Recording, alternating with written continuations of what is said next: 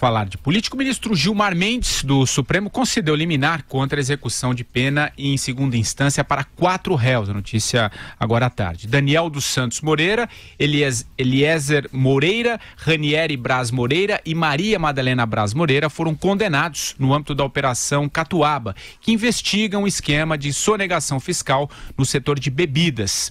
A decisão de Gilmar foi tomada no dia 5 de março e beneficiou os réus que estavam detidos desde junho do ano passado. Ao recorrer ao Supremo, a defesa dos 4 afirmou que o entendimento da Corte sobre o cumprimento da pena após condenação em segunda instância não tem efeito vinculante. Na decisão, Mendes citou 2 habeas corpus julgados anteriormente por seus colegas ministros, entre eles Dias Toffoli, em que a execução provisória da pena foi suspensa. Eu começo esse tema então com você, o Andreasa. O Gilmar mudou mesmo o voto, né? Agora, vamos supor aqui que o Lula seja preso e recorra ao Supremo. Se o caso cair em qualquer um dos membros da segunda turma, né, com exceção aí do Fachin, Lula consegue eliminar e sai da cadeia. Esse raciocínio tá correto? É isso que deve acontecer? Patrick Santos, vocês vejam que está ilustrado nessa decisão do Gilmar Mendes aquilo de que venho falando aqui diariamente. Você vê que ele fez referência na decisão ao fato de não haver efeito vinculante naquela votação 6-5 de 2016, em que o Supremo autorizou, não obrigou, portanto, a que alguém pode ser preso uma vez condenado em segunda instância. Ele usou exatamente essa prerrogativa, esse diferencial, esse instituto para conceder essa liminar.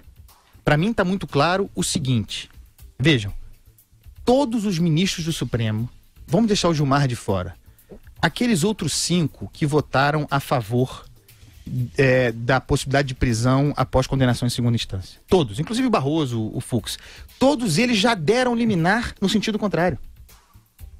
Todos eles já deram liminar para habeas corpus da mesma forma como o Gilmar deu hoje. Por que isso é possível? Porque não existe o tal efeito vinculante. Porque o que há, o pedido da defesa desses 4, do advogado Nélio Machado, deixa claro, o que existe é repercussão geral, não obrigatoriedade. E com base nisso, e nós falamos aqui, a Vera falou também, estão dadas as condições para um ambiente de insegurança jurídico que já está plantado, a partir do qual, uma vez decretada a prisão do Lula, ele pode sim ser liberado via habeas corpus, uma decisão monocrática de qualquer um dos juízes. É isso que nós queremos? Quer dizer, prende o sujeito, Brasil vai à loucura, Lula preso, 2 dias depois o cara é solto, com base na lei. E a algazarra que vai ser feita nesse Brasil, e eu tô fulanizando a discussão, hein? Ela não era para ser fulanizada se o Supremo tivesse enfrentado essa causa meses atrás. A ação declaratória de constitucionalidade que está lá, que resolveria a questão, seria decisão, efeito vinculante, ponto final. A gente não estaria agora nesse cenário de transformação do Lula em Hugo Chávez, preso num dia, solto no outro como herói nacional. Só tem a ganhar nesse cenário Lula. Então eu fico perplexo, desculpa a extensão, fico perplexo quando eu vejo adversários do Lula, que não estão nem aí para o Estado de Direito, comemorando a eventual prisão, fazendo cálculo político, estúpido, curto, sem imaginar o caldo que o Lula fará com essa prisão e com a sua soltura óbvia. Ou alguém trabalha com a imagem, com a ideia do Lula preso até a eleição. O Lula preso sem habeas corpus, sem sair. Não é um cenário real, gente. Qual o cenário real para você, Vera? Não dá para saber, porque o Supremo virou uma grande loteria. A depender do ministro com o qual você caia, o cenário é um e é outro.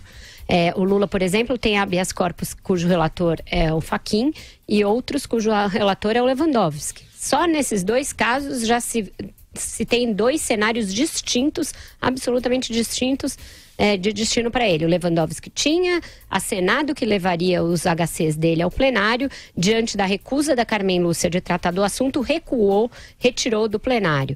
Agora o que se tem, e a coluna do Estadão publica hoje, depois eu conversei com ministros, e isso está realmente sendo tratado na corte, veja a situação em que a Carmen Lúcia pode ficar. o decano da corte, Celso de Mello, levar este assunto ao plenário. O assunto que ela tenta evitar de forma quase supersticiosa, como se fosse dar azar. É desse jeito que ela lida com esse assunto. Como se desse azar tratar desse negócio. Sabe aquele filme A Vila, do Shyamalan? Those we don't speak of. Aquilo que não falamos. Como se não falar fizesse a coisa não existir. Aí ela pode ser constrangida pelo decano, e para ele eu não acredito que ela vai chegar pro pé de ouvido e falar: ô Celso, não leve isso pro plenário, não. Isso aí vai me complicar, vamos deixar para lá. Acho que não vai ter coragem. O Celso de Mello pode levar. Ele é alguém que é contrário à possibilidade de prisão após condenação em segunda instância. E aí o Gilmar vai se sentir muito à vontade para evoluir, entre aspas, da sua decisão 3 vezes exarada de que era possível cumprir. Então é preciso que se ponha uma lupa sobre a atuação do ministro Gilmar Mendes nesse caso. Ele, em 3 ocasiões, uma delas essa que deu repercussão geral, não é efeito vinculante, não é súmula, mas é repercussão geral. Quer dizer, não é uma coisa que você pode descumprir a seu bel prazer. Existe uma repercussão geral para aquilo. É a jurisprudência em vigor. Ainda assim, ele finge que não votou 3 vezes, não uma, não 2, mas 3 vezes em plenário em casos de repercussão geral, portanto, a favor do cumprimento de prisão, deu votos entusiasmados dizendo que isso não feria o princípio da presunção de inocência. Então, essa lupa está posta sobre ele também. Mas ele ficará muito à vontade para mudar de ideia, porque o decano vai estar ali puxando a situação. Isso é o que a ministra Carmen Lúcia colhe pela sua covardia. Não tem outra palavra a não ser covardia. Ela foi retranqueira, não quis tratar do assunto, deu uma de Marina Silva, que se omite das grandes discussões. E isso eu digo como uma mulher, e a gente cobra aí que as mulheres ocupem mais espaço de poder. Quando elas ocupam espaço de poder, não é para fazer esse tipo de coisa, é para encarar a bucha, encarar a coisa de frente. O que você acha, Madu? Olha, temos um belo imbróglio, né? E a Vera tem razão. A ministra Carmen Lúcia deveria encarar o problema de frente. Tem-se um belíssimo imbróglio. Já há vários programas a gente vem discutindo esse assunto, né? Essa questão era para ter sido clarificada, né?